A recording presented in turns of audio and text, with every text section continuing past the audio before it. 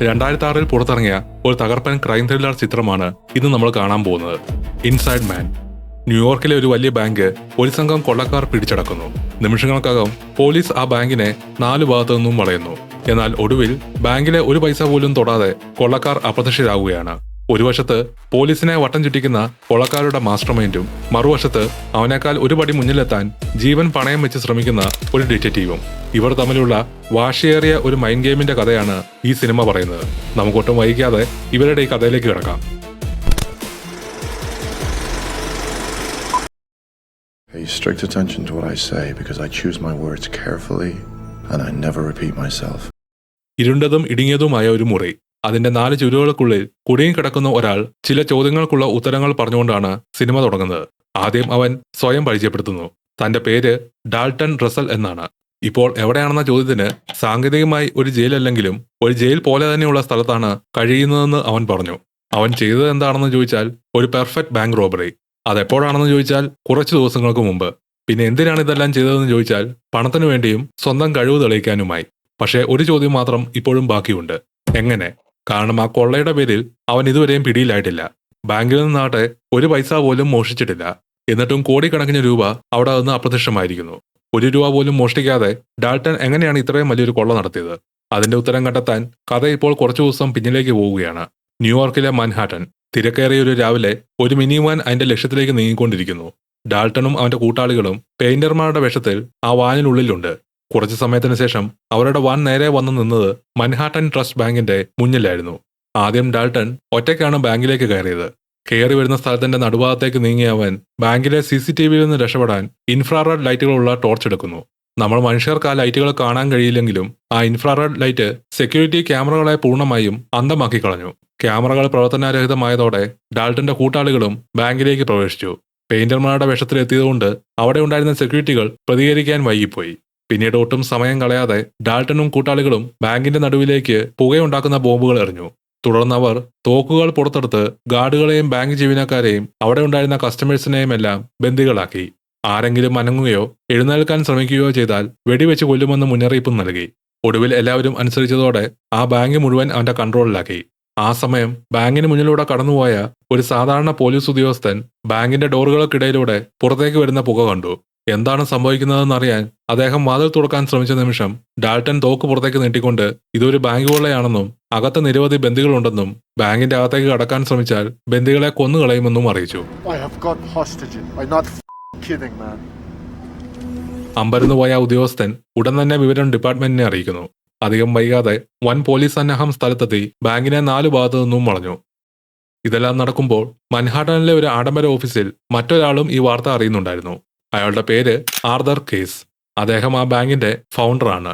ബാങ്കിൽ കൊള്ള നടക്കുന്ന വിവരം തന്റെ സെക്രട്ടറി അറിയിച്ചപ്പോൾ ആദ്യം ആർക്കെങ്കിലും പരിക്കേറ്റിട്ടുണ്ടോ എന്നാണ് ആർതർ ചോദിക്കുന്നത്. തുടർന്ന് ഏത് ബ്രാഞ്ചിലാണ് ഇത് നടക്കുന്നതെന്ന് അദ്ദേഹം അന്വേഷിച്ചു. നമ്പർ 3220 എക്സ്ചേഞ്ച് പ്ലേസ് എന്ന് സെക്രട്ടറി പറഞ്ഞതും ആർതറിന്റെ ഭാവം മാറി. ഒരു വലിയ ഷോക്കിൽ അദ്ദേഹം പതുക്കെ ഇരുന്നിട്ട് എന്റെ ദൈവമേ എന്ന് മാത്രമാണ് ഉച്ചരിച്ചത്. ഇതേസമയം നഗരത്തിന്റെ മറ്റൊരിടത്ത് ഡിറ്റക്റ്റീവ് കീത്ത് ഫ്രേസർ തന്റെ പാർട്ണറായ ബിൽ മിച്ചലിനൊപ്പം ന്യൂയോർക്കിലെ പോലീസ് ഡിപ്പാർട്ട്മെന്റിൽ ഇരിക്കുന്നു. $1.5 ലക്ഷം തിരിമറി സംബന്ധിച്ച ആരോപണങ്ങൾക്ക് പേരിൽ കീത്തിനെതിരെ ഡിപ്പാർട്ട്മെന്റിന്റെ ഒരു അന്വേഷണം നടക്കുന്നുണ്ടായിരുന്നു. സാധാരണയായി ഇത്തരം ബാങ്ക് റോബറിയുടെ കേസുകൾ കൈകാര്യം ചെയ്യുന്ന ഉദ്യോഗസ്ഥൻ വെക്കേഷനിലായതുകൊണ്ട് ഈ കേസ് കീത്തിനാണ് ലഭിച്ചത്. തന്റെ മേൽ വീണ ചീത്തപ്പേര് മാറ്റാനും വകുപ്പിന്റെ വിശ്വാസം തിരിച്ചുപിടിക്കാനും ഇതൊരു അവസരമായിരിക്കുമെന്ന് കരുതി അവന്റെ സുപ്പീരിയർ ഈ ചുമതല കീത്തിനെ ഏൽപ്പിക്കുകയായിരുന്നു. അതിനിടെ ബാങ്കിനുള്ളിൽ ഡാൾട്ടൺ ബന്ദികളെയെല്ലാം ഓരോ വരിയായി നിർത്തിക്കൊണ്ട് അവരുടെ മൊബൈൽ ഫോണുകളും വണ്ടിയുടെ താക്കോലുകളും ഓരോന്നായി ശേഖരിക്കാൻ തുടങ്ങി. എല്ലാവരും സാധനങ്ങൾ കൈമാറിയപ്പോൾ ബാങ്ക് മാനേജർ പീറ്റർ മാത്രം തന്റെ കയ്യിൽ മൊബൈൽ ഇല്ലെന്നും അത് വീട്ടിൽ നിന്ന് എടുക്കാൻ മറന്നുപോയെന്നും പറഞ്ഞു. എവിടെയെങ്കിലും മൊബൈൽ ഒളിപ്പിച്ചു വെച്ചിട്ടുണ്ടെങ്കിൽ അതിപ്പോൾ തന്നെ പറയുന്നതാണ് നല്ലത്. പകരം താൻ കണ്ടുപിടിക്കേണ്ട സാഹചര്യം ഉണ്ടാക്കരുതെന്നും ഡാൾട്ടൺ വളരെ ശാന്തമായി മുന്നറിയിപ്പ് നൽകി. എന്നിട്ടും പീറ്റർ തന്റെ വാക്കിൽ തന്നെ ഉറച്ചു നിന്നു. ഉടനെ ഡാൾട്ടൺ അവർ കളക്ട് ചെയ്ത ഫോണുകൾ ചെക്ക് ചെയ്യാനെടുത്തു. മറ്റൊരു ബാങ്ക് ജീവനക്കാരന്റെ ഫോണിൽ പീറ്ററിന്റെ നമ്പർ സ്പീഡ് ഡയലിൽ കണ്ടെത്തി. അവൻ ആ നമ്പറിലേക്ക് വിളിച്ചതും പീറ്ററിന്റെ പിന്നിലുള്ള ഒരു ഓഫീസ് മുറിയിൽ അവന്റെ ഫോൺ റിങ് ചെയ്യാൻ തുടങ്ങി. കള്ളം പിടിക്കപ്പെട്ടതോടെ പീറ്റർ ഭയന്ന് ക്ഷമയാചിക്കുന്നു. എന്നാൽ ഡാൾട്ടൺ ഒന്നും പറയാതെ ആ മുറിക്കുള്ളിലേക്ക് പോയി. മുറിയുടെ ഗ്ലാസ്സിലൂടെ നോക്കുമ്പോൾ അവൻ സ്വയം തർക്കിക്കുന്നതായിട്ടാണ് നമ്മൾ കാണുന്നത്. ഏതാനും നിമിഷങ്ങൾക്ക് ശേഷം ഡാൾട്ടൺ വേഗത്തിൽ പുറത്തു വന്ന് പീറ്ററിനെ പിടിച്ചു വലിച്ചുകൊണ്ട് ആ ഓഫീസ് മുറിക്കുള്ളിലേക്ക് കൊണ്ടുപോയി. പിന്നാലെ അകത്തുനിന്ന് പീറ്ററിന്റെ കരച്ചിലാണ് കേട്ടത്. അത് കേട്ടതോടെ ബാക്കിയുള്ള ബന്ദികൾ കൂടുതൽ ഭയന്നു പോവുകയും കൈവശമുണ്ടായിരുന്ന താക്കോൽ മറച്ചു വെച്ചിരുന്ന വേറൊരു ബാങ്ക് ജീവനക്കാരൻ പോലും അത് സ്വയം ഡാൾട്ടന് കൈമാറി. അവിടെ അച്ഛനൊപ്പം ഉണ്ടായിരുന്ന ഒരു ചെറിയ കുട്ടി തന്റെ ഗെയിം കൺസോളും വേണോ എന്ന് ചോദിച്ചപ്പോൾ അത് കൈവശം വെച്ചോളാൻ അറിയിച്ചു. Keep it. I need all of you to strip down to your underwear. Now. ഇതിന് പിന്നാലെ ഡാൾട്ടൻ എല്ലാവരോടും വസ്ത്രങ്ങൾ അഴിക്കാൻ ആവശ്യപ്പെട്ടു. എല്ലാവർക്കും ചാര നിറത്തിലുള്ള പെയിന്റർമാരുടെ സ്യൂട്ടുകളും വെളുത്ത മാസ്കുകളും കണ്ണു മറയ്ക്കാനുള്ള തുണികളും നൽകി. കുറച്ചു സമയത്തിന് ശേഷം എല്ലാ ബന്ദികളും ചാര നിറത്തിലുള്ള സ്യൂട്ടും മാസ്കും ധരിച്ച നിലയിലായി. അവർക്കൊപ്പം ഡാൾട്ടനും കൂട്ടാളികളും അവരുടെ വെളുത്ത പെയിന്റർ സ്യൂട്ടുകൾ മാറ്റി ഇതേ ചാര നിറത്തിലുള്ള വേഷങ്ങളിലേക്ക് മാറിയിരുന്നു. അങ്ങനെ ബാങ്ക് റോബേഴ്സും ഹോസ്റ്റേജുകളും കണ്ടാൽ ഒരേ വേഷങ്ങളിലായി. വീഡിയോ ഇഷ്ടപ്പെടുന്നുണ്ടെങ്കിൽ ലൈക്ക് ചെയ്യാനും ചാനൽ സബ്സ്ക്രൈബ് ചെയ്യാനും മറക്കരുതേ. ഇതേ സമയം സംഭവസ്ഥലത്ത് കീത്തും മിച്ചലും എത്തി. അവർ ആദ്യം സംസാരിച്ചത് ഈ സംഭവം റിപ്പോർട്ട് ചെയ്ത പോലീസുകാരനോടാണ്. അയാളിൽ നിന്നും മനസ്സിലായത് ആ ഭീഷണിപ്പെടുത്തിയ ആളാവണം സംഘത്തിന്റെ തലവനെന്നും അയാളുടെ കയ്യിൽ ഒരു റിവോൾവറും ഉണ്ടായിരുന്നു എന്നാണ്. മൊത്തം സംഘത്തിൽ എത്ര പേരുണ്ടെന്ന് അറിയത്തുമില്ല. തുടർന്ന് കീത്ത് കണ്ടത് അതുവരെ ഓപ്പറേഷന്റെ ചുമതല വഹിച്ചിരുന്ന ക്യാപ്റ്റൻ ഡാരിയസിനെയാണ്. ഡിറ്റക്റ്റീവുകൾ വന്ന് നിയന്ത്രണം ഏറ്റെടുക്കുന്നതിൽ ഡാരിയസിന് വലിയ താല്പര്യമൊന്നും ഉണ്ടായിരുന്നില്ല. എങ്കിലും കേസ് ഔദ്യോഗികമായി ഏറ്റെടുത്ത കീത്ത് തന്റെ അനുമതിയില്ലാതെ ബാങ്കിനുള്ളിലേക്ക് ആരും പ്രവേശിക്കരുതെന്നും എല്ലാ തീരുമാനങ്ങളും അവൻ വഴി മാത്രമേ പോകാവൂ എന്നും വ്യക്തമാക്കി. അകത്തെ ബന്ദികളിൽ ഒരു പ്രായമായ മനുഷ്യനും ഉണ്ടായിരുന്നു. അദ്ദേഹത്തിന് ഹൃദയ സംബന്ധമായ അസുഖമുണ്ടെന്ന് മനസ്സിലാക്കിയ ഡാൾട്ടൻ അയാളെ ബാങ്കിന് പുറത്തേക്ക് വിട്ടയച്ചു. പോലീസ് അദ്ദേഹത്തെ കൈപ്പറ്റിയിട്ട് അകത്തെ സാഹചര്യങ്ങളെക്കുറിച്ച് ചോദിക്കുന്നു. ബാങ്കിനുള്ളിൽ 4ഓളം കൊള്ളക്കാരുണ്ടെന്നും ആരെങ്കിലും ഡോറിനടുത്തേക്ക് വന്നാൽ 2 ബന്ദികളെ കൊന്നുകളയുമെന്ന് അവർ ഭീഷണിപ്പെടുത്തിയിട്ടുണ്ടെന്നും അദ്ദേഹം പോലീസിനോട് പറഞ്ഞു. അതിന്റെ കൂടെ കൊള്ളക്കാരിലെ മെമ്പേഴ്സ് പരസ്പരം യഥാർത്ഥ പേരുകൾ ഉപയോഗിച്ചിരുന്നില്ല. ഡാൾട്ടന്റെ കീഴിലുള്ളവർ സ്റ്റീവ്, സ്റ്റീവി, സ്റ്റീവോ എന്നിങ്ങനെയുള്ള പേരുകളാണ് തമ്മിൽ വിളിച്ചിരുന്നതെന്നും പോലീസ് അറിയുന്നു. തിരിച്ച് ബാങ്കിനുള്ളിൽ ഡാൾട്ടനും കൂട്ടാളികളും ബാങ്കിന്റെ വിവിധ ഭാഗങ്ങൾ പരിശോധിക്കാൻ തുടങ്ങി. അവിടെ ഉണ്ടായിരുന്ന പണത്തിൽ അവർക്ക് താല്പര്യമൊന്നും ഉള്ളതായി തോന്നിയില്ല. ഒടുവിൽ അവരൊരു സ്റ്റോറേജ് റൂമിലെത്തി. ആ മുറി കണ്ടതും ഡാൾട്ടൻ തൃപ്തിയോടെ ചുറ്റും നോക്കിക്കൊണ്ട് മനോഹരമെന്ന് പറയുന്നു. Beautiful. നഗരത്തിന്റെ മറ്റൊരു ഭാഗത്ത് ബാങ്കിന്റെ ഉടമ ആർതർ സഹായത്തിനായി ഒരാളെ സമീപിച്ചു. മാഡ്ലിൻ വൈറ്റ് എന്നായിരുന്നു അവരുടെ പേര്. നഗരത്തിലെ സ്വാധീനമുള്ള ആളുകളുമായി ബന്ധമുള്ള വലിയ ഇടപാടുകൾ ഒത്തുതീർപ്പാക്കുന്ന ഒരു പവർ ബ്രോക്കറായിരുന്നു അവൾ. ആർതർ നേരിട്ട് മാഡ്ലിനെ കണ്ട് ഒരു പ്രധാന കാര്യം അറിയിച്ചു. കൊള്ള നടക്കുന്ന അതേ ബ്രാഞ്ചിൽ തന്റെ പേരിൽ 392 എന്ന ഒരു സേഫ് ഡെപ്പോസിറ്റ് ബോക്സ് ഉണ്ടെന്നും അതിനുള്ളിലെ സാധനങ്ങൾ അത് കൊള്ളക്കാരായാലും പോലീസായാലും ആരും കാണരുതെന്നും അദ്ദേഹം പറഞ്ഞു. അതിനുള്ളിൽ എന്താണെന്ന് മാഡ്ലിൻ ചോദിച്ചപ്പോൾ അതിലെ ഉള്ളടക്കം വേറെ ആർക്കും അപകടം ഉണ്ടാക്കുന്നതല്ലെന്നും പക്ഷെ അത് പുറത്തു വന്നാൽ ചില വിഷമമുള്ള ചോദ്യങ്ങൾക്ക് തനിക്ക് മറുപടി പറയേണ്ടി വരുമെന്നും ആർതർ സൂചിപ്പിച്ചു. ഒടുവിൽ ഈ വിഷയം കൈകാര്യം ചെയ്യാൻ മാഡ്ലിൻ സമ്മതിച്ചു. തുടർന്ന് നഗരത്തിലെ മേയറിനെ സമീപിച്ച് മുൻപ് പല കാര്യങ്ങൾക്കും സഹായിച്ചതിന് പകരമായി ഇപ്പോൾ അദ്ദേഹത്തിന്റെ സഹായം ആവശ്യപ്പെടുന്നു. മേയറുടെ ഹെൽപ്പോടെ ഡിറ്റക്റ്റീവ് കീത്ത് ഫ്രൈസറുമായി അവർ കൂടിക്കാഴ്ച നടത്തി. കൊള്ളക്കാരുമായി നേരിട്ട് സംസാരിക്കാൻ മാഡ്ലിൻ കീത്തിന്റെ സഹകരണം ആവശ്യപ്പെട്ടു. അതിന് പകരമായി അവനെതിരെയുള്ള ആ ഡിപ്പാർട്ട്മെന്റ് അന്വേഷണം തീർത്തു കൊടുക്കാമെന്നും ജോലിയിൽ ഒരു പ്രൊമോഷനും ഓഫർ ചെയ്തു. പക്ഷേ സഹകരിച്ചില്ലെങ്കിൽ കാര്യങ്ങൾ സങ്കീർണമാക്കി കൊടുക്കുമെന്ന് ഭീഷണിപ്പെടുത്തുകയും ചെയ്തു. ഒടുവിൽ കീത്ത് അവരുടെ ആവശ്യങ്ങൾക്ക് എഗ്രി ചെയ്തു. അതേസമയം ബാങ്കിനുള്ളിൽ എന്താണ് നടക്കുന്നതെന്ന് പോലീസിന് ഇപ്പോഴും യാതൊരു ധാരണയും ഉണ്ടായിരുന്നില്ല. ബാങ്കിലേക്ക് വിളിച്ചു നോക്കിയെങ്കിലും മറുപടി ലഭിച്ചില്ല. അവർ CCTV ഫൂട്ടേജുകൾ ചെക്ക് ചെയ്തപ്പോൾ ഡാൾട്ടൻ റോബറി തുടങ്ങുന്നതിന് മുമ്പ് തന്നെ ബാങ്കിൽ ഒറ്റയ്ക്ക് കയറിയാണ് CCTV എല്ലാം ബ്ലൈൻഡ് ചെയ്തത്. ബാങ്ക് കൊള്ള തുടങ്ങുന്നതിന്റെ ദൃശ്യങ്ങളില്ലാത്തതുകൊണ്ട് ആ ഇടയ്ക്കുണ്ടായിരുന്ന 2 മിനിറ്റിൽ ആരൊക്കെ ബാങ്കിൽ കയറിയെന്നോ പുറത്തുപോയെന്നോ അതുപോലെ തന്നെ അവിടെ ആദ്യം മുതലേ ഉണ്ടായിരുന്ന കസ്റ്റമേഴ്സോ സ്റ്റാഫോ ഈ കൊള്ളക്കാരുടെ സംഘത്തിൽ പെട്ടവരാണോ എന്നതുപോലും പോലീസിന് ഉറപ്പിച്ചു പറയാൻ കഴിഞ്ഞില്ല. Did you rob the bank? Steve, is that your name, Steve? Stevie? Steve-O? How much are they going to pay you? കുറച്ചു സമയത്തിന് ശേഷം കൊള്ളക്കാർ മറ്റൊരാളെ ബാങ്കിൽ നിന്ന് പുറത്തേക്ക് വിട്ടയച്ചു. ബാങ്കിലെ ഒരു ജീവനക്കാരനായ വിക്രമായിരുന്നു അത്. എന്നാൽ കഴുത്തിൽ തൂക്കിയിട്ടിരുന്ന വലിയ പെട്ടി കണ്ടതോടെ പോലീസുകാർ അത് ബോംബാണെന്ന് കരുതി പേടിച്ചു. തുടർന്ന് പരിശോധിച്ചപ്പോൾ അതിലുണ്ടായിരുന്നത് കൊള്ളക്കാരുടെ ആവശ്യങ്ങളായിരുന്നു. രാത്രി 9 മണിക്ക് മുമ്പായി 2 ബസ്സുകളും ഒരു ജെറ്റ് വിമാനവും ഒരുക്കി നൽകണമെന്നായിരുന്നു ആവശ്യം. അവരുടെ നിർദ്ദേശങ്ങൾ പാലിക്കാത്ത പക്ഷം ഓരോ മണിക്കൂറിലും ഓരോ ബന്ദിയെ വീതം ക്യാമറയ്ക്ക് മുന്നിൽ വെച്ച് കൊല്ലുമെന്നും മുന്നറിയിപ്പ് നൽകുന്നു. ബാങ്കിന്റെ പല ഭാഗത്തും ബോംബുകൾ വെച്ചിട്ടുണ്ടെന്നും ആരെങ്കിലും ബാങ്കിനടുത്തേക്ക് വരാൻ ശ്രമിച്ചാൽ അവ പൊട്ടിക്കുമെന്നും അറിയിച്ചു. പിന്നീട് ഡാൾട്ടൻ ബന്ദികൾക്കായി ഭക്ഷണം ആവശ്യപ്പെട്ടു. ഇത് രഹസ്യമായ ട്രാൻസ്മിറ്ററുകൾ വെക്കാൻ വേണ്ടിയുള്ള ഒരവസരമായാണ് പോലീസ് കണ്ടത്. അവർ എല്ലാവർക്കും പിസ്സ കൊടുത്തയക്കാൻ തീരുമാനിച്ചു. കാരണം എന്തെന്ന് വെച്ചാൽ പിസ്സ ആയതുകൊണ്ട് കഴിക്കാൻ എല്ലാവരും ഒത്തുകൂടാൻ സാധ്യതയുണ്ടെന്നും അതുവഴി ട്രാൻസ്മിറ്ററിലൂടെ കൊള്ളക്കാരുടെ സംഭാഷണങ്ങൾ കേൾക്കാൻ അവസരം കിട്ടുമെന്നും അവർ കരുതി. എന്നാൽ പദ്ധതി പ്രതീക്ഷിച്ചതുപോലെ നടന്നില്ല.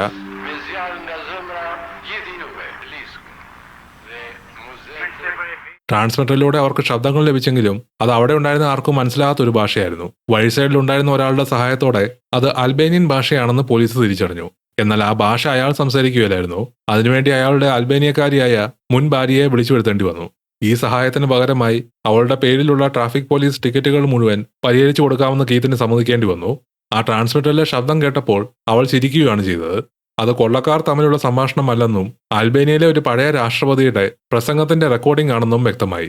അപ്പോഴാണ് കീത്തിന് കാര്യം മനസ്സിലായത്. പിസ്സ ബോക്സുകളിൽ ട്രാൻസ്മിറ്റർ ഉണ്ടാകുമെന്ന് കൊള്ളക്കാർ മുൻകൂട്ടി കണക്കുകൂട്ടിയിരുന്നു. അതേസമയം ബാങ്കിനുള്ളിൽ കൊള്ളക്കാർ ആദ്യം കണ്ട ആ സ്റ്റോറേജ് റൂമിൽ ഒരു കുഴി കുത്തിക്കൊണ്ടിരിക്കുകയാണ്.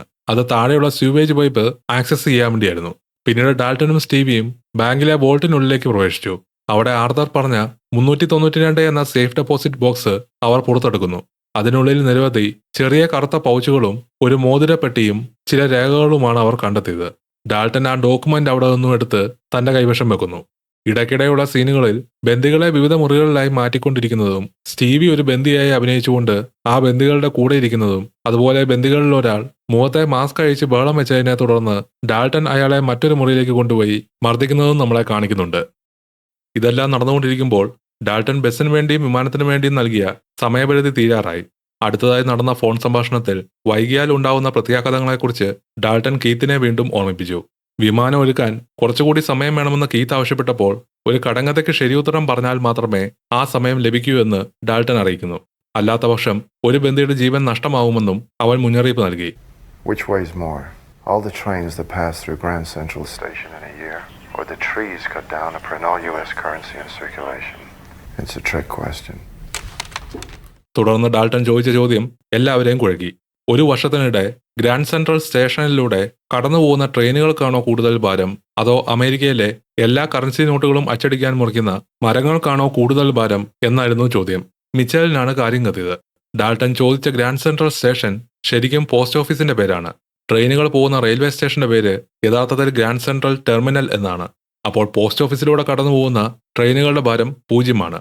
ക്യാപ്റ്റൻ ദാരിയസ് പിന്നെ വിശദീകരിച്ചു, അമേരിക്കൻ കറൻസി നോട്ടുകൾ നിർമ്മിക്കുന്നത് സാധാരണ പേപ്പറിൽ നിന്നല്ല, പകരം കോട്ടണും ലിനനിന്റെ ഒരു മിശ്രിതം കൊണ്ടാണ്. അതുകൊണ്ട് കറൻസി അച്ചടിക്കാൻ മരങ്ങൾ മുറിക്കേണ്ടതില്ല. അങ്ങനെ രണ്ടിന്റെയും ഭാരം 0 ആയതുകൊണ്ട് അത് ഈക്വലുമാണ്. കീത്ത് ശരിയുത്തരം ഡാൾട്ടനോട് പറഞ്ഞതോടെ ബന്ദികൾക്ക് ഇത്തവണ സാൻഡ്വിച്ചുകൾ അയച്ചാൽ മതിയെന്ന് പറഞ്ഞ് ഫോൺ കട്ട് ചെയ്തു. അതോടെ പോലീസിന് കുറച്ചുകൂടി സമയം ലഭിച്ചു. ഈ സമയങ്ങളിൽ പുറത്ത് കാത്തിരുന്ന മാഡലിന് കീത്ത് അകത്ത് കയറാനുള്ള ഒരവസരം ഉണ്ടാക്കി കൊടുക്കുകയാണ്. ഡാൾട്ടനുമായി നേരിട്ട് കണ്ടപ്പോൾ വലിയൊരു തുക നൽകാമെന്നും കീഴടങ്ങിയാൽ കാര്യങ്ങൾ എളുപ്പമാവുമെന്നും പറഞ്ഞ് അവനെ സമ്മതിപ്പിക്കാൻ ശ്രമിച്ചു. എന്നാൽ ഡാൾട്ടൻ അതിൽ താല്പര്യമൊന്നും ഉണ്ടായിരുന്നില്ല. അവൾ യഥാർത്ഥത്തിൽ എന്തിനാണ് വന്നതെന്നും ആരുടെ നിർദ്ദേശപ്രകാരമാണെന്നും ഡാൾട്ടൻ ചോദിക്കുമ്പോൾ മാഡലിൻ വ്യക്തമായ മറുപടി നൽകാൻ തയ്യാറായില്ല. അപ്പോഴാണ് ഡാൾട്ടൻ നേരത്തെ സേഫ് ഡെപ്പോസിറ്റ് ബോക്സിൽ നിന്നെടുത്ത ആ രേഖകൾ പുറത്തെടുത്തത്. തുടർന്ന് 2ാം ലോകമഹായുദ്ധകാലത്ത് നാസികളുമായി ബന്ധം പുലർത്തി അനധികൃതമായി സ്വത്ത് സമ്പാദിച്ച ഒരാളെക്കുറിച്ചുള്ള ഒരു കഥ അവൻ പറയാൻ തുടങ്ങി. ആദ്യം ഒരു സാധാരണ കഥ പോലെ തോന്നിയ ആ വിവരണം പതിയെ ബാങ്ക് ഉടമയായ ആർതറിലേക്കാണ് വിരൽ ചൂണ്ടുന്നതെന്ന് മാഡലിന് മനസ്സിലായി. ഡാൾട്ടൻ കാണിച്ച രേഖകൾ ആർതറും നാസി ഭരണകൂടവും തമ്മിലുണ്ടായിരുന്ന ഇടപാടുകളുടെ എവിഡൻസ് ആണെന്ന് വ്യക്തമായി. ആ രേഖകൾ പുറത്തു വന്നാൽ ആർതറിന്റെ നല്ല പേര് മാത്രമല്ല, അദ്ദേഹം കെട്ടിപ്പടുത്ത മുഴുവൻ പാരമ്പര്യവും ചോദ്യം ചെയ്യപ്പെടുമായിരുന്നു. ആ രേഖകളാണ് തന്റെ ഇൻഷുറൻസ് എന്ന് ഡാൾട്ടൻ അറിയിക്കുന്നു. എന്തെങ്കിലും കാരണവശാൽ താൻ പിടിക്കപ്പെട്ടാൽ ഈ രേഖകൾ പുറംലോകം കാണാതിരിക്കാൻ ആർതർ തന്റെ സ്വാധീനം ഉപയോഗിച്ച് തന്നെ പുറത്തു കൊണ്ടുവരാൻ നിർബന്ധിതനാവുമെന്നും അവൻ കൂട്ടിച്ചേർത്തു. ആ ഡോക്യുമെന്റ്സ് കയ്യിൽ കിട്ടിയില്ലെങ്കിലും ഇതുവരെയുള്ള ഡാൾട്ടന്റെ പ്ലാനുകൾ കണ്ട മാഡലിന് അവന് പോലീസിന്റെ പിടിയിൽ പെടാതെ പുറത്തു കടക്കാൻ കഴിയുമെന്നൊരു വിശ്വാസമായി. ആ ഡോക്യുമെന്റിലെ ഉള്ളടക്കം വേറെ ആരും കാണുമില്ല എന്ന ഉറപ്പിൽ മാഡലിൻ അവിടുന്ന് മടങ്ങുന്നു. അകത്തെ സംഭാഷണത്തെക്കുറിച്ച് കീത്ത് ചോദിച്ചെങ്കിലും അവളൊന്നും വെളിപ്പെടുത്തിയില്ല. ഡാൾട്ടന്റെ അടുത്ത ഫോൺ കോളിന് വേണ്ടി കാത്തിരിക്കുമ്പോൾ ഒരു കാര്യം കീത്തിന് കൂടുതൽ വ്യക്തമായി. ഇതുവരെ അവർ പോലീസുകാരാണ് ഓരോ വട്ടവും കൂടുതൽ സമയത്തിനു വേണ്ടി കൊള്ളക്കാരോട് ആവശ്യപ്പെട്ടുകൊണ്ടിരുന്നത്. എന്നാൽ അത് തെറ്റാണെന്നും പകരം ഡാൾട്ടനും സംഘവുമാണ് മനഃപൂർവ്വം സമയം കളയിക്കുന്നതെന്നും കീത്തിന് മനസ്സിലാവുന്നു. ഇത്രയും വലിയൊരു കൊള്ള നടത്തിയിട്ട് ന്യൂയോർക്കിൽ നിന്ന് ജെറ്റ് വിമാനത്തിൽ കയറി രക്ഷപ്പെടാവുന്ന ആവശ്യം തന്നെ യുക്തിരഹിതമായിരുന്നു. ഇതുവരെ നടന്ന ഒരു റോബറി കേസിലോ ഹോസ്റ്റേജ് സിറ്റുവേഷനിലോ കൊള്ളക്കാർ ആവശ്യപ്പെട്ട വിമാനം ഒരിക്കൽ പോലും പോലീസ് കൊടുത്തിട്ടില്ല. അപ്പോൾ ഇത്രയും കൃത്യമായി എല്ലാം പ്ലാൻ ചെയ്ത ഡാൾട്ടൻ അത്തരം ഒരു ആവശ്യം ഒരിക്കലും ചോദിക്കുകയില്ല. പിന്നെ നേരത്തെ ട്രാൻസ്മിറ്റർ കണ്ടുപിടിച്ചപ്പോൾ അത് നശിപ്പിച്ചു കളയാതെ പകരം അൽബേനിയൻ ഭാഷ കേൾപ്പിച്ചത് അതിന്റെ അർത്ഥം കണ്ടുപിടിക്കാൻ വേണ്ടി പോലീസ് വലഞ്ഞ് സമയം കളയുമെന്ന് കണ്ടുകൊണ്ട് തന്നെയാവണം. ഡാൾട്ടന്റെ ആ കള്ളത്തരം തിരിച്ചറിയാൻ വേണ്ടി തന്നെ കീത്ത് അവനെ ഫോൺ ചെയ്യുവാണ്. വിമാനം തയ്യാറാണെന്നും എന്നാൽ അതിനു മുമ്പ് അകത്തു കയറി ബന്ദികളെ സുരക്ഷിതരാണോ എന്ന് ഉറപ്പുവരുത്തണമെന്നും കീത്ത് ആവശ്യപ്പെട്ടു. തന്റെ കളി വെളിച്ചത്തിലായെന്ന് മനസ്സിലായ ഡാൾട്ടൺ അല്പനേരത്തെ ആലോചനയ്ക്ക് ശേഷം കീത്തുമായി നേരിട്ട് കാണാൻ സമ്മതിച്ചു. ബാങ്കിനുള്ളിലെത്തിയ കീത്തിനെ ഡാൾട്ടൺ ഓരോ മുറികളിലായി കൊണ്ടുപോയി അവിടെയുള്ള ബന്ദികളെ കാണിക്കുന്നു.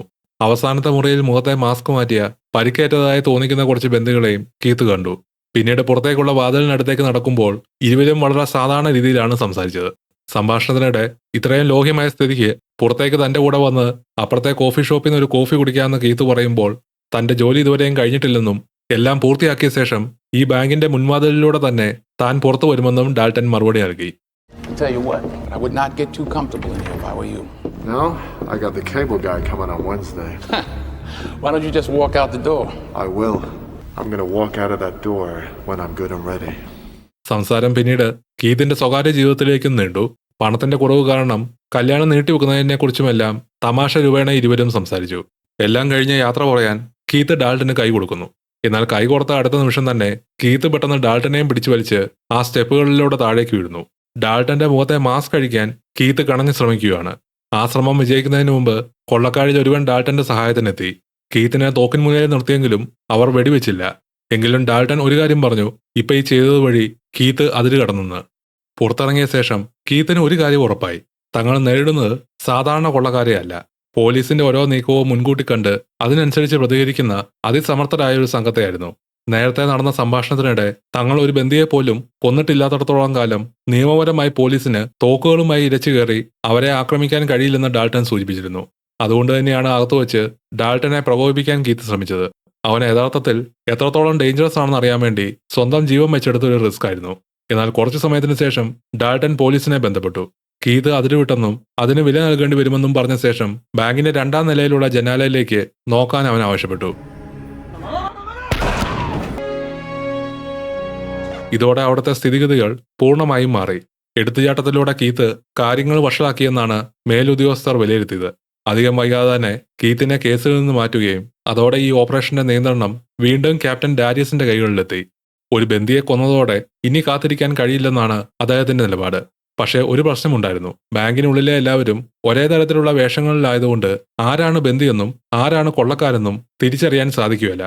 അതുകൊണ്ട് അകത്തേക്ക് കയറിയാൽ സാധാരണ വെടിയുണ്ടകൾക്ക് പകരം റബ്ബർ ബുള്ളറ്റുകൾ ഉപയോഗിക്കാനാണ് അവർ തീരുമാനിച്ചത്. ഇവരുടെ ഈ സജ്ജീകരണമൊക്കെ നടക്കുമ്പോൾ കീത്ത് നമ്മൾ ആദ്യം കണ്ട ആ പോലീസുകാരനോട് സംസാരിച്ചുകൊണ്ടിരിക്കുകയായിരുന്നു. അവരുടെ സംഭാഷണത്തിനിടെ ആ പോലീസുകാരൻ പറഞ്ഞൊരു കാര്യം കീത്തിനെ പെട്ടെന്ന് ചിന്തിപ്പിച്ചു. നമ്മൾ സംസാരിക്കുന്ന കാര്യങ്ങൾ സൂക്ഷിക്കണമെന്നും ഒരിക്കലും പറയാൻ പറ്റുകയില്ല ആരായിരിക്കും ചെവി ഓർക്കുന്നതെന്നും. അപ്പോഴാണ് ആദ്യം പുറത്തേക്ക് വിട്ടയച്ച വിക്രത്തിന്റെ കഴുത്തിലുണ്ടായിരുന്ന ആ പെട്ടിയെക്കുറിച്ച് അവൻ ഓർത്തത്. കുറച്ചുനേരം പരിശ്രമിച്ച് പെട്ടി അഴിച്ചു നോക്കിയപ്പോഴാണ് അതിനുള്ളിൽ ഒളിപ്പിച്ചിരുന്ന ഒരു ട്രാൻസ്മിറ്റർ കണ്ടെത്തിയത്. അതുവഴി കൊള്ളക്കാർ പോലീസ് നടത്തിയ സംഭാഷണങ്ങൾ മുഴുവൻ കേട്ടിരുന്നുവെന്ന് കീത്തിന് മനസ്സിലായി. ബാങ്കിലേക്ക് കയറാൻ തയ്യാറെടുക്കുന്ന ക്യാപ്റ്റൻ ഡാരിയസിനെയും സംഘത്തെയും കീത്ത് ഉടൻ തന്നെ വിവരം അറിയിക്കാൻ ശ്രമിച്ചു. എന്നാൽ അത് വകവെക്കാതെ ഓപ്പറേഷൻ മുന്നോട്ട് തന്നെ കൊണ്ടുപോകാനായിരുന്നു ഡാരിയസിന്റെ തീരുമാനം. അതേസമയം ബാങ്കിനുള്ളിൽ പോലീസ് അകത്തേക്ക് കടക്കാൻ പോകുന്ന വിവരം ഡാൾട്ടൺ അറിഞ്ഞിരുന്നു. എന്നാൽ അതിൽ ആശങ്കപ്പെടുന്നതിന് പകരം എല്ലാം പദ്ധതി പ്രകാരം നടക്കുന്നതുപോലെയായിരുന്നു അവന്റെ പെരുമാറ്റം. തന്റെ കൂട്ടാളികളോട് എല്ലാം തയ്യാറാണോ എന്ന് ഉറപ്പുവരുത്തിയ ശേഷം ഡാൾട്ടൺ സ്മോക്ക് ബോംബുകൾ എറിയുന്നു. എന്നിട്ട് ബന്ദികളോട് മുൻവാതിലിലേക്ക് ഓടാൻ നിർദ്ദേശിച്ചു. ആ സമയം അവന്റെ 3 കൂട്ടാളികളും തങ്ങളുടെ ആയുധങ്ങൾ ഉപേക്ഷിച്ച് ഭയന്നോടുന്ന ബന്ദികൾക്കൊപ്പം ചേർന്നു. പോലീസ് അകത്തേക്ക് കയറാൻ തയ്യാറായി നിൽക്കുമ്പോഴാണ് പെട്ടെന്ന് ബാങ്കിന്റെ മുൻവാതിൽ തുറന്നത്. അടുത്ത നിമിഷം ബന്ദികൾ കൂട്ടത്തോടെ പുറത്തേക്ക് ഓടിയിറങ്ങാൻ തുടങ്ങി. ഒടുവിൽ ക്യാപ്റ്റൻ ഡാരിയസിന് പുറത്തു വരുന്നത് മുഴുവൻ ആയുധങ്ങളില്ലാത്ത ബന്ദികളാണെന്ന് മനസ്സിലായതോടെ അദ്ദേഹം വെടിവെപ്പ് നിർത്താൻ കൽപ്പിച്ചു. പോലീസ് ബാങ്കിനുള്ളിലേക്ക് കയറിയപ്പോൾ അവിടെ ഡാൾട്ടനെയും സംഘത്തെയും കണ്ടെത്താനായില്ല. അവരെ തിരിച്ചറിയാൻ മാർഗമില്ലാത്തതുകൊണ്ട് പുറത്തു വന്ന എല്ലാവരെയും പോലീസ് കസ്റ്റഡിയിലെടുത്തു. അവരുടെ വിവരങ്ങൾ രേഖപ്പെടുത്തിയ ശേഷം ഓരോരുത്തരെയും ബസ്സുകളിൽ കയറ്റി ചോദ്യം ചെയ്യലിനായി കൊണ്ടുപോകാൻ തുടങ്ങി. തുടർന്ന് ബാങ്കിനുള്ളിൽ നടത്തിയ പരിശോധനയിൽ ബാങ്കിന്റെ വോൾട്ടിൽ നിന്നും 1 രൂപ പോലും നഷ്ടപ്പെട്ടിരുന്നില്ല. കൊള്ളക്കാർ ഉപയോഗിച്ചിരുന്ന തോക്കുകൾ കളിപ്പാട്ട തോക്കുകളുമായിരുന്നു. അതിലും വലിയൊരു കണ്ടെത്തൽ ബാങ്കിനുള്ളിലെ ബാത്റൂമിൽ നിന്ന് സിനിമയിലെ വെടിയേറ്റ രംഗങ്ങൾ ചിത്രീകരിക്കാൻ ഉപയോഗിക്കുന്ന തരത്തിലുള്ള വ്യാജരക്ത സാമഗ്രികൾ അവർ കണ്ടെത്തി. അത് കണ്ടതോടെ നേരത്തെ ക്യാമറയ്ക്ക് മുന്നിൽ ഒരു ബന്ദിയെ വെടിവെച്ചു കൊന്നത് വെറും നാടകമായിരുന്നുവെന്ന് കീത്തിന് മനസ്സിലായി. കീത്തിനെ കാത്തിരുന്ന മറ്റൊരു വലിയ പ്രശ്നം പുറത്തേക്കിറങ്ങിയ ബന്ദികളിൽ കൊള്ളക്കാർ ഉണ്ടാകാൻ ചാൻസ് ഉണ്ടെങ്കിലും അവരെ തിരിച്ചറിയാൻ യാതൊരു മാർഗവും ഉണ്ടായിരുന്നില്ല. കീത്തിന് ആകപ്പാടെ ഉറപ്പുള്ള ഒരു കാര്യം ഡാൾട്ടൺ എന്തായാലും ആ ബന്ദികൾക്കിടയിൽ ഇല്ലെന്നാണ്. അതിന് കാരണം ബാങ്ക് കവർച്ചയുടെ തുടക്കത്തിൽ ഡാൾട്ടൺ ആ പോലീസുകാരന്റെ മുഖത്തേക്ക് ചൂണ്ടിയ റിവോൾവർ അവർ ബാങ്കിനുള്ളിൽ കണ്ടില്ല. അതുപോലെ തന്നെ ഡാൾട്ടനുമായിട്ട് നേരിട്ട് സംസാരിച്ച കീത്തിന് അവന്റെ വോയിസും ബോഡി ഫീച്ചേഴ്സും ഏകദേശം അറിയായിരുന്നു. അതിന് സമാനമായ ഒരാൾ കസ്റ്റഡിയിലുള്ള ബന്ധുക്കളുടെ കൂട്ടത്തിലുമില്ല. ഇതിന്റെ എല്ലാത്തിന്റെയും കൂടെ വേറൊരു കാര്യവും കീത്തിനെ അലട്ടിയിരുന്നു. തുടക്കത്തിൽ വിട്ടയച്ച ബന്ധുക്കളിൽ നിന്ന് ആ കൊള്ളക്കാർ എന്തോ കുഴിക്കുകയും പൊട്ടിക്കുകയും ചെയ്യുന്ന ശബ്ദങ്ങൾ കേട്ടിരുന്നുവെന്ന് അറിഞ്ഞിരുന്നു. എന്നാൽ ബാങ്കിനുള്ളിൽ അതിന്റെ ഒരു തെളിവും കണ്ടെത്താനില്ല.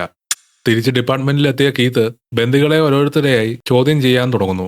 അപ്പോഴാണ് ഡാൾട്ടൻ ചെയ്ത ചില കാര്യങ്ങളുടെ യഥാർത്ഥ ലക്ഷ്യം വ്യക്തമാകാൻ തുടങ്ങിയത്. എല്ലാവരെയും ഒരേ തരത്തിലുള്ള വേഷവും മാസ്കും ധരിപ്പിച്ചതിലൂടെ സ്വന്തം ആളുകളെ ബന്ദികളുടെ കൂട്ടത്തിൽ കലർത്താനും പിന്നീട് ആവശ്യമുള്ളപ്പോൾ വീണ്ടും പുറത്തേക്ക് കൊണ്ടുവന്ന് മറ്റ് ജോലികൾക്ക് ഉപയോഗിക്കാനും അവന് സാധിച്ചിരുന്നു.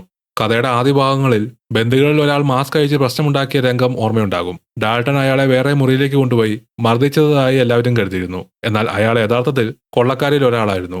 ബന്ദികളുടെ വിശ്വാസം നേടാൻ വേണ്ടി മനഃപൂർവ്വം ഒരുക്കിയൊരു നാടകമായിരുന്നു അത്. ഇതേ തന്ത്രം ഡാൾട്ടന്റെ മറ്റ് 2 കൂട്ടാളികൾക്കും ബാധകമായിരുന്നു. പല ഘട്ടത്തിലും സ്റ്റീവി ബന്ദികളുടെ കൂട്ടത്തിലുണ്ടായിരുന്നു. അതുപോലെ കീത്ത് നേരത്തെ ബന്ദികൾ ജീവനോടെ ഇരിപ്പുണ്ടോ എന്നറിയാൻ കയറിയപ്പോൾ ആ അവസാനം കാണിച്ച മുറിയിലും ഡാൾട്ടന്റെ കൂട്ടാളി ഉണ്ടായിരുന്നു. ഇതോടെ പിന്നീട് നടന്ന ചോദ്യം ചെയ്യലുകളിൽ ഇവരെയെല്ലാം പല ബന്ദികളും തങ്ങളുടെ കൂട്ടത്തിലുള്ള ആളുകളായി തിരിച്ചറിഞ്ഞു.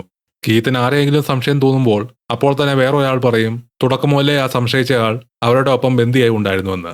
അങ്ങനെ ആരെയും കൊള്ളക്കാരാണെന്ന് തെളിയിക്കാൻ പോലീസിന്റെ കൈവശം യാതൊരു തെളിവും ഉണ്ടായിരുന്നില്ല. എല്ലാം കഴിഞ്ഞ് നോക്കുമ്പോൾ ഇവിടെ ആരും കൊല്ലപ്പെട്ടിട്ടില്ല. ബാങ്കിൽ നിന്ന് ₹1 പോലും നഷ്ടമായിട്ടില്ല. കൊള്ളക്കാരെക്കുറിച്ചാണെങ്കിൽ കുറച്ച് തെളിവുകളും ലഭിച്ചിട്ടില്ല. അതുകൊണ്ട് ഈ കേസ് ഇനി അവസാനിപ്പിക്കാമെന്ന നിലപാടിലായിരുന്നു പോലീസ് ഡിപ്പാർട്ട്മെന്റ്. എന്നാൽ കീത്തിന് ഇപ്പോഴും ഒരു ചോദ്യത്തിന് ഉത്തരം കിട്ടിയിരുന്നില്ല. ഡാൾട്ടൻ എവിടെ പോയി? അതുകൊണ്ട് ഈ കേസ് അവസാനിപ്പിക്കാൻ എല്ലാവരും തയ്യാറായപ്പോഴും കീത്ത് അന്വേഷണം തുടർന്നു. ബാങ്കിന്റെ രേഖകൾ പരിശോധിക്കുമ്പോൾ ഒരു കാര്യം അവന്റെ ശ്രദ്ധയിൽപ്പെട്ടു. 392 എന്ന സേഫ് ഡെപ്പോസിറ്റ് ലോക്കർ. ഒഫീഷ്യൽ ആയിട്ടുള്ള ഡോക്യുമെന്റ്സിൽ അതിന്റെ ഒരു വിവരവും ഉണ്ടായിരുന്നില്ല. ഇത് കീത്തിന്റെ സംശയങ്ങൾ വീണ്ടും ശക്തമാക്കി. അതേസമയം മാഡലിൻ ആദറിനെ വീണ്ടും കാണാനെത്തി. സേഫ് ഡെപ്പോസിറ്റ് ബോക്സിലുണ്ടായിരുന്ന രേഖകൾ ഇപ്പോൾ കൊള്ളക്കാരുടെ കൈവശമാണെന്നും ഭാവിയിൽ അവ ഉപയോഗിച്ച് അവർ സമ്മർദ്ദം ചെലുത്താൻ സാധ്യതയുണ്ടെന്നും അവൾ മുന്നറിയിപ്പ് നൽകി. സംഭാഷണത്തിനിടെ 2ാം ലോക മഹായുദ്ധകാലത്ത് നാസികളുമായി ചേർന്ന് സമ്പാദിച്ച പണത്തെക്കുറിച്ചും മാഡലിൻ തിരക്കി. അതിന് മറുപടിയായി വിജയത്തിനായി ഏതു വഴിയും സ്വീകരിക്കാൻ തയ്യാറായിരുന്ന ഒരു യുവാവായിരുന്നു താനെന്നും അതിനായി പല തെറ്റായ വഴികൾ പോലും തിരഞ്ഞെടുത്തിരുന്നുവെന്നും ആർതർ സമ്മതിച്ചു. അന്നെടുത്ത തീരുമാനങ്ങളുടെ കുറ്റബോധം തന്നെ വിട്ടുപോയിട്ടില്ലെന്നും അദ്ദേഹം പറഞ്ഞു.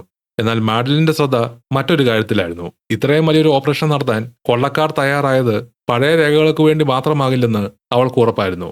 ആ ലോക്കറിൽ വജ്രങ്ങൾ ഉണ്ടായിരുന്നു എന്നാണ് അവളുടെ നിഗമനം. ആ ലോക്കറിൽ വജ്രങ്ങൾ മാത്രമല്ല വിലപിടിപ്പുള്ള ഒരു കാർട്ടിയർ മോതിരവും ഉണ്ടായിരുന്നുവെന്ന് ആർതർ വെളിപ്പെടുത്തി.